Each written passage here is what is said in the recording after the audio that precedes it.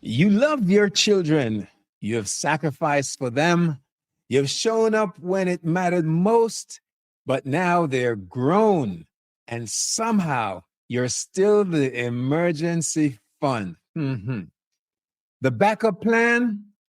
And the question becomes, at what point does helping start hurting? Let's talk about it. You found the Midlife Revolution Unleashed, the space to embrace your wisdom, reignite your passions, and move boldly into what's next. I am Coach Wayne, the VIP coach. And I'm Coach Stacy M. Lewis. We're here with insights, stories, and strategies to fuel your midlife journey. So take a breath, lean in. Your revolution starts now.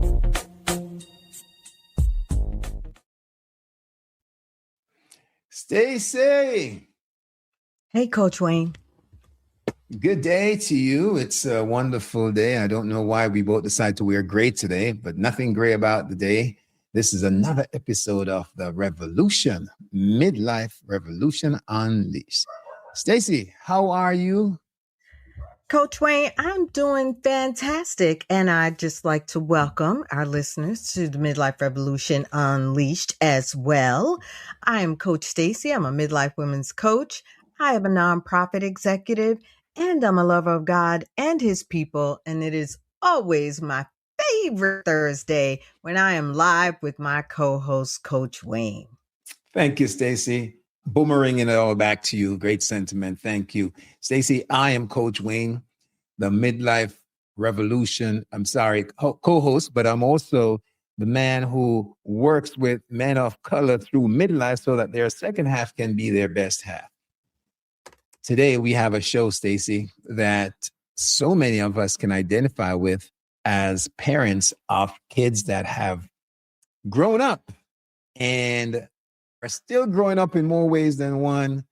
And we are dealing with the balance between loving them and, as we say in Jamaica, spoiling them, taking care of them, especially their finances.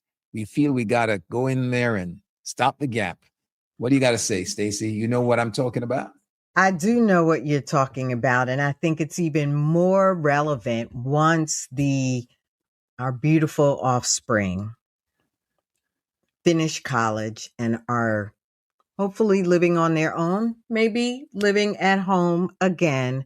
But it is recognizing that we've done the work, we've raised them. And are we rescuing them now when it comes to the finances? I think it's such an important conversation, especially for those of us in this beautiful season of life where we really have to be paying attention to how much of our money we're investing in ourselves and how much of our money we're investing in other people. Maybe other people that should have their own money to invest. Yeah. There's a cultural thing, and maybe hopefully folks don't feel offended by this. Not really casting stones. I'm just saying that culturally, certain groups of folks have different expectations based on their culture as to how that leaning on your parents goes when you're an adult, so to speak. And let me just say, I know a lot of Asian families that I work with, and it is very common for them to have their children as young adults stay in the home before moving out and renting out, and they will support them until they have gotten on their feet and move out. And my wife and I were talking about one of her clients from another persuasion altogether, another culture, and every one of that family's children at 18 had to leave ready or not. Ooh. Wow. What a pendulum swing, right? To fully supporting even as adults to love you, you gots to go at 18. Wow, that is such a pendulum swing. I think when you talk about culture, one of the things that comes to mind as someone that has always been a single parent is also the culture of single parenthood.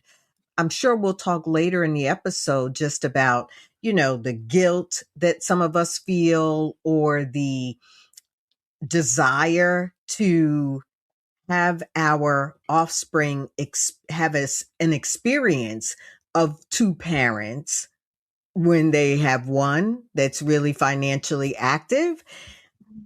And so I think that single parenthood is another culture, we'll say, where they could be anywhere on that pendulum that you just talked about, of supporting versus almost hindering Mm-hmm. them.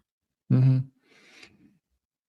And we have to be able to figure out if in supporting, we also sacrificing, because at Yes. the end of the day, I've raised my kids, they're adults, they're they got their wings and they're flying, they've flown the coop. I'm not saying I don't want to help when I can help if there's a need, but I got to live as well, right? Mhm. As an adult, my wife and I, we want to do things, we want to enjoy quality. And so savings that we have towards certain things that we would like to do, I don't know that first call for help always requires us Mm. giving up our own to do that. That's tough. That's a tough call. I agree with you. It is a tough call because you want to be supportive. And you have to be mindful, right? We have to establish our own boundaries about the level of sacrifice that we are willing to make, that we are able to make. Sometimes we don't want to look at our own truth financially.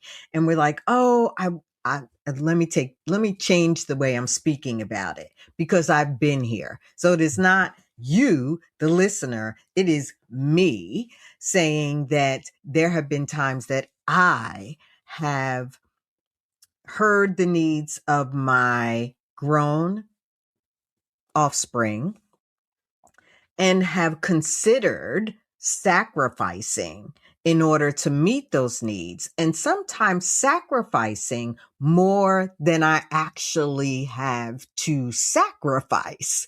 And so I think it's so important for us to have this conversation in a way or from a perspective that is not judging or judgmental, but one that is supportive and really encouraging our listener to take a look at that and say, am I sacrificing my future for their present when I've already done the work I was supposed to do to support them getting to their present in a way where they wouldn't require my sacrifice? Yeah. Not to beat this in the ground, Stace, but I wanted to give another example, if I may. Sure. So there's a client that I'm dealing with who is a grandparent, and her daughter, who is an adult, has several children, and they bought a house. Great job. But back to back, last year, they had birthday parties for their kids, the parents, my clients' grandkids, but they just didn't have regular backyard birthday events. They had huge events where they traveled, one to Disney and brought a host of kids and supplied food and stuff. And that meant going early the day before and all that. Point I'm making is they ran aground with the kinds of monies they spent. Mm. And on one of the occasions, they got short with their mortgage. So who do you think was asked to come up with the money? And nobody wants to see a house being snatched from a family. Mm-mm. But in reality, we have to be able to, if we're going to give, we have to give with the warning of this is not going to happen. And sometimes the lecture has to happen, but that's what I'm talking about in terms of love versus the sacrifice. We have to make sure that there's a line drawn and we're clear. I couldn't agree with you more. And the word in Galatians talks about, for each one should carry their own load. Mm. And, that's making the distinction between helping someone and the reality that each one must carry their own load, right? Carrying what you were designed to carry and letting them carry what they were designed to carry. So I think it's so important. Let's talk a little bit about this emotional trap, right? Mhm. That we as parents might get sucked into, whether it be guilt or fear or perceived expectation. Yeah. Well, I, again, as a parent of four biological kids, and then getting married and having a blended family with three additional kids, and then there's some grandkids. And by the way, all of these kids that we just talked about, seven, they're not truly kids. They're our children, and they're all adults, youngest being Yes. Yes. 24. And I got to tell you that, I'll be honest, Audrey more than I. She got that soulful heart. There's a lot of rescuing in terms of, well, my daughter needs a computer, or our daughter needs a computer. Let's get it. So the bottom line is, though, the feeling of guilt that we owe it to our children, even as adults, to make sure that they got everything in place. When I think it's really oftentimes we're we're pushing learned helplessness. Mm, Because, if you mm, want a computer, you save for that computer mm, and you do what you got to do in terms of sacrificing to go get it. mm. So there's that fear, that guilt that, we're Yeah. responsible. Ooh, that learned helplessness was really good. So often we judge ourselves based on performance, right? And we talked about this in other episodes. And if I'm not able to help my adult child, if I am not providing the roof, if I am not providing the computer, am I a bad parent? Mm, Or, am I doing the best I can? Is there some way, right? We're asking ourselves as parent, is there a way that I can do it? And not asking, is there a way that I can support them in their ability to do it? mm, So, to your point, in the example of saving for the computer, right? How much more of a valuable lesson is it to encourage saving, even if mm, it's depending upon the age and the situation, maybe like matching funds, right? You mm, save half, I'll do the other half, right? Meeting some way that is encouraging them to grow toward their goals mm. without enabling them to become more and more dependent on you as the bank, as I think you referenced in the opening. Yeah. I think, a lot of it is really us feeling responsible. We also want to make sure that we are there to protect and catch the kid or the young adult if they fall or slide. Fear of failure, fear of them Hmm. failing. Hmm. But I wonder if sometimes that fear of failure is really a projection from us looking like we, to your point, are failing as a parent. Our child fails, then means that maybe we didn't do a good enough parenting job. Right, right. So, yeah. Right, right. Maybe I didn't tell them enough how to save, or if I let them, I don't know, go into debt, right? After they've charged this credit card up the yin yang, and now I'm helping them. Am I really helping them? Or if I let them go into collections, am I a bad person? Right. Yeah. But the reality is that if our giving, right, is driven by any kind of fear or guilt or pressure, it's not generosity, Yeah. it's obligation. Yeah. Yeah. Yeah. I'm laughing because even though you know, saying Audrey is her heart is mushy, she's soft, she's a quick run over relative to me. That's not always true, but she does have a strategy. She says, I'll say, hey, how is one of the kids doing? I'll ask, And she just say, I don't know. So I mean, well, you just spoke to him, didn't you ask? She says, no, don't ask, don't know, don't get involved. On a don't ask, don't tell. Yeah. If you start saying, hey, are you managing your finances? How you're doing with this?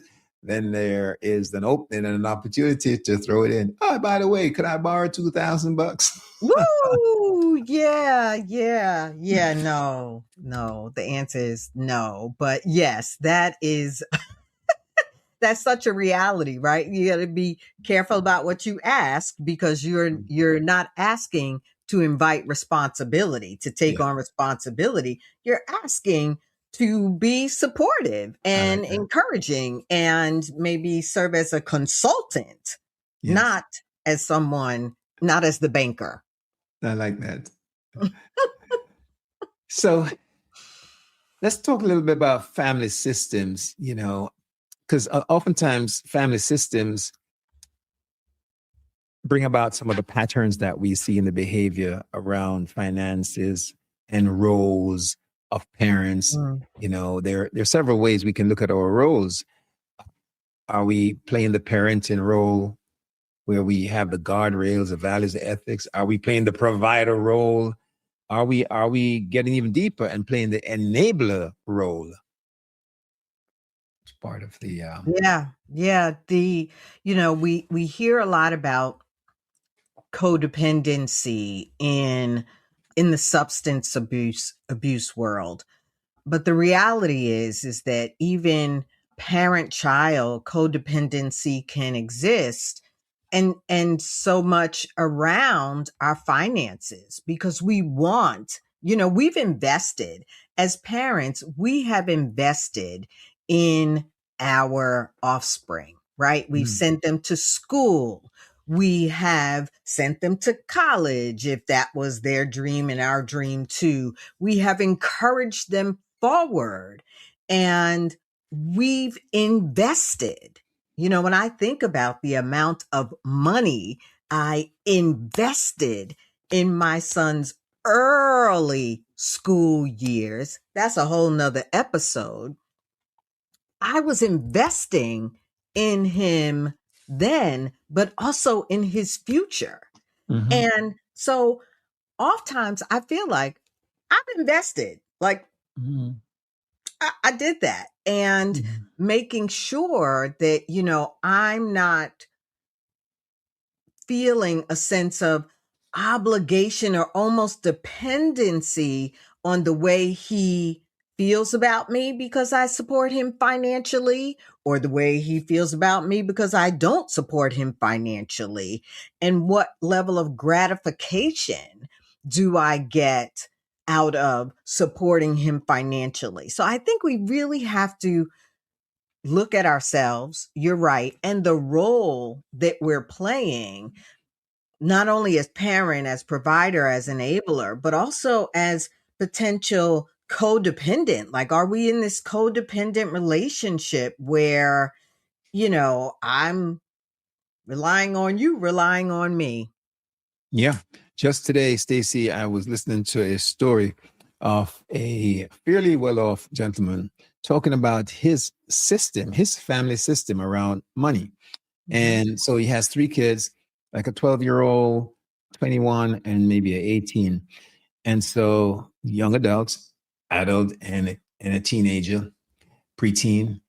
And he's gotten a fair amount of money, some of which has been given to them already to work with, and the rest of it in trust, right?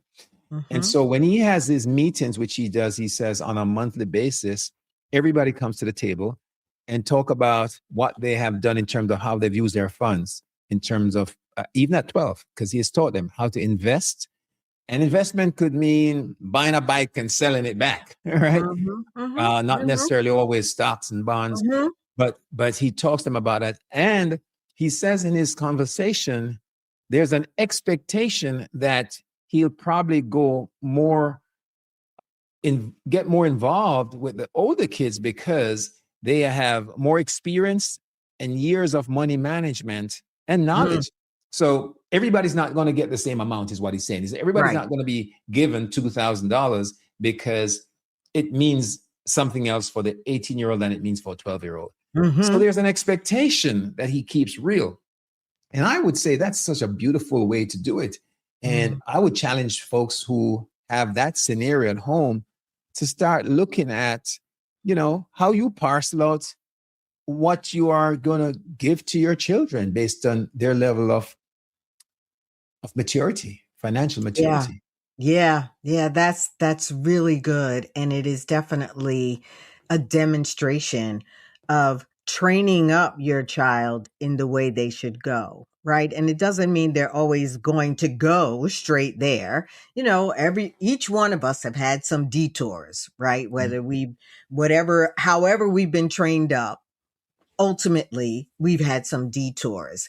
And so I love that demonstration because it shows how he is training up his children in the way they should go, and that level of that as you mature, right? That your ability hopefully becomes your ability to manage more money becomes better, and you're then able to demonstrate that improved ability, which then opens the door for more. Mhm. And what a great example to think about, and for our listener to think about, as we're looking at how maybe we did or did not train our now adult children around money. Mhm. There's still opportunity. It's Mhm. not too late. And so even as you come up against these opportunities to support, right? Mhm. What opportunities are there to educate? Are there to train, to grow at no matter what age we are? And as coaches, we're going to throw out a coaching question. Hmm. And it is, what boundary in your life right now needs clarity, not explanation? Ooh, that's good. Right. We don't have to explain it. It just needs clarity. Yeah. Mm. Yeah. Mm-hmm. Mm-hmm. What am I responsible for? Yeah. Another Yeah. question. Right. What are they responsible for? Yeah. Right. Drawing those clear boundaries, clear boundaries. Yeah. And what is no longer sustainable, right? I love it. I love it. It's a great framework to begin to move towards clarity, right? What am I responsible for? What are they responsible for? And what is no longer sustainable? Those three questions can help move you toward clarity, clear boundary, not explanation. Yeah. And so we want to help you too with the conversation because Mm, oftentimes it's the conversation that's tough. Why we just give in or why we just totally shut down. And oftentimes it causes further problems in the hmm. relationship. And after all, we're still talking about family here. So we don't want to just, go cold. Right. So how do we have the conversation, these tough conversations, Stacy, with the people we love? I think the way you just wrapped that question is the thing we start the conversation with, and that is love. Uh-huh. We are talking to our adult offspring in love, our adult grandchildren in love. And one way to start the conversation is, I love you Mhm. and I'm committed to your growth. Mm. And I think that's powerful because I think when we affirm that, Hmm. uh, everything after that comes from a position of love. So, you know, it is what it is, but we've declared that. So there's no Right. animosity, hopefully. And having Right. cleared the air and started with that, Stacy, which is really Hmm. powerful, we can just say, honestly, what's hardest for you right now? Hmm. We can't do everything, but perhaps where might we enter and help you. Right. And I love that question. What's hardest for you right now? Because I think often we can become hijacked by a situation, right? And whether the situation is, I need a new computer, or in debt over my head, or I want to go to the movies, right? We can be hijacked by our wants and what's happening, and taking a moment to sit and think about what is hardest for you right now is so important. And then to follow that answer, right? Probably Mhm. with you might have to peel back the onion a little bit, right? Okay, so what is hard about, the making the credit card payment? What is Mhm. hard about that? It might then, as you continue to ask that, what's hardest for you right now, as you peel back that onion, you might make a discovery that says, okay, you've been spending more than you've been earning, Mhm. right? And sometimes it's the simple things we don't look at.